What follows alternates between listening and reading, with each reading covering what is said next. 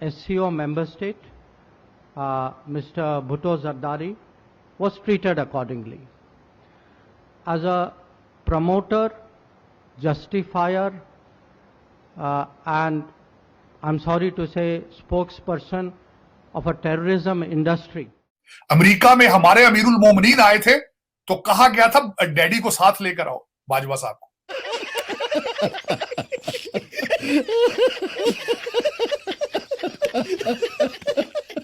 उनके जो foreign minister ने ये कहा कि जनाब ये खुदा न खास्ता दहशतगर्दी के प्रमोटर हैं या उनके स्पोक्स पर्सन हैं दहशतगर्दों के, ये कोई उन्होंने बिलावल साहब को नहीं कहा, ये पाकिस्तान के वजीर खारजा को उन्होंने टारगेट किया है। और हमेशा भारत यही करता है। नसीबी है हमारी कि एक 34 साल का ट्रांसजेंडर किस्म का एक लड़का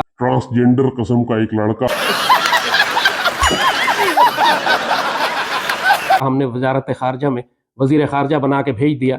पाकिस्तान को इंसल्ट करने की कोशिश की गई है। अरे आंटी कौन से नशे में हो, इंसल्ट करने की कोशिश नहीं की गई है, प्रॉपर इंसल्ट ही किया है। ये पाकिस्तान को बिलिटल और ह्यूमिलिएट करने की कोशिश की गई। इंडिया के external affairs minister doctor Jaishankar की तरफ से एक प्रेस कॉन्फ्रेंस के दौरान काफ़ी सख्त स्टैंड लिया गया और पाकिस्तान के मुतालिक काफ़ी बातें की गई। उनका ये कहना था कि बिलावल भुट्टो को अकॉर्डिंगली जो उनको ट्रीटमेंट मिलना चाहिए था as a foreign minister of Pakistan, उनको उसी तरीके से ट्रीट किया गया।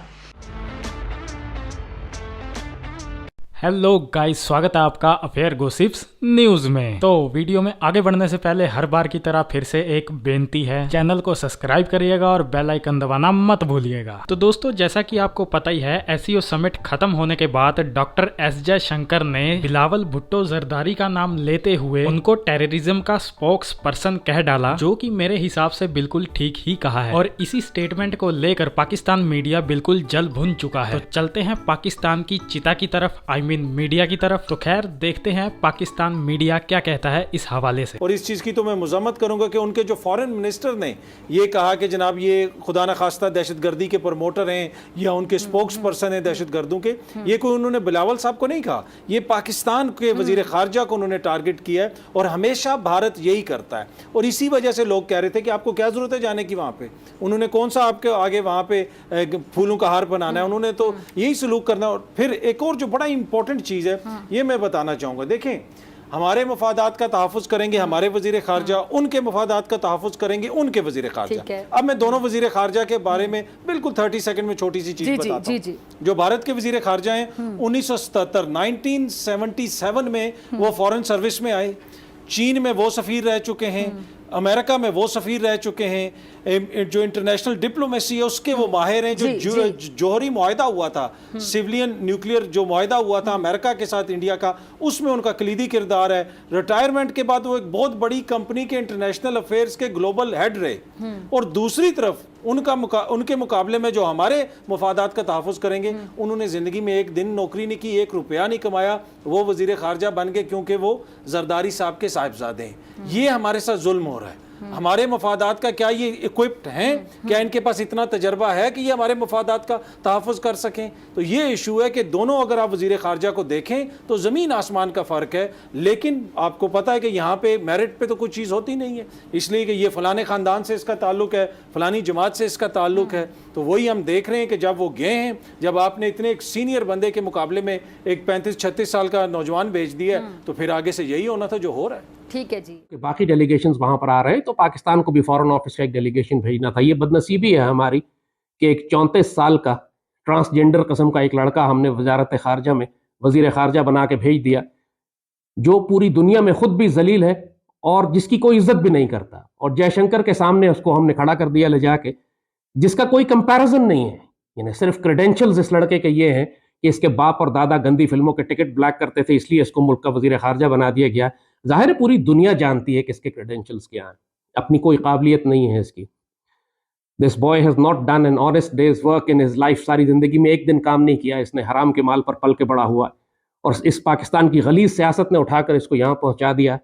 जिस तरह मरियम है, जिस तरह हमजा चीफ मिनिस्टर बन गया था, क्या क्रेडेंशियल्स हैं इन लड़कों के? किसी दफ्तर में इनको क्लर्क ना भर्ती किया जाए, पूरा पूरा मुल्क उठा के इनको दे दिया जाता है।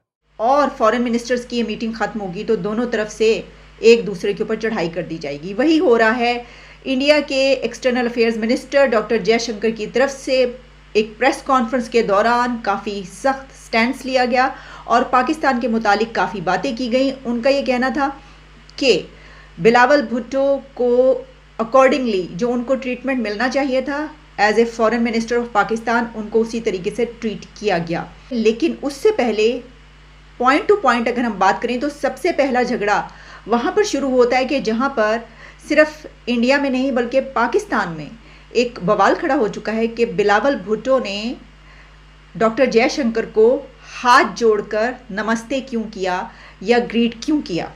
डॉक्टर शीरी मज़ारी, जो कि मैं समझती हूँ कि एक बड़ी प्रोग्रेसिव लेडी हैं, उनके पर्सनल व्यूज़ इससे काफ़ी डिफरेंट होंगे, लेकिन उन्होंने भी एक ट्वीट किया जिसमें उन्होंने कहा कि ये देखो जो भारत का फॉरेन मिनिस्टर है उसने हमारे फॉरेन मिनिस्टर से हाथ तक नहीं मिलाया और ये हाथ जोड़कर उनको नमस्कार कर रहे हैं, नमस्ते कर रहे हैं। सरमद पली जो उन्होंने लिखा कि ये जो एक ग्रीट करने का अंदाज़ है ये असल में सिंध का है, ये सिंधी कल्चर है, हम अपने कल्चर में इसी तरीके से ग्रीट करते हैं। तो बिलावल को डिफेंड करने वाले ये कह रहे हैं कि ये तो हमारा कल्चर है, ये सिंध का है, वहाँ पर जब आप जाते हैं तो वहाँ पर इसी तरीके से हाथ जोड़कर नमस्कार किया जाता है या ग्रीट किया जाता है। तो ये सब कुछ चल रहा है। तो दोस्तों आज की वीडियो में इतना ही, मिलते हैं ऐसे ही किसी नेक्स्ट वीडियो में, तब तक के लिए पीस आउट एंड जय हिंद।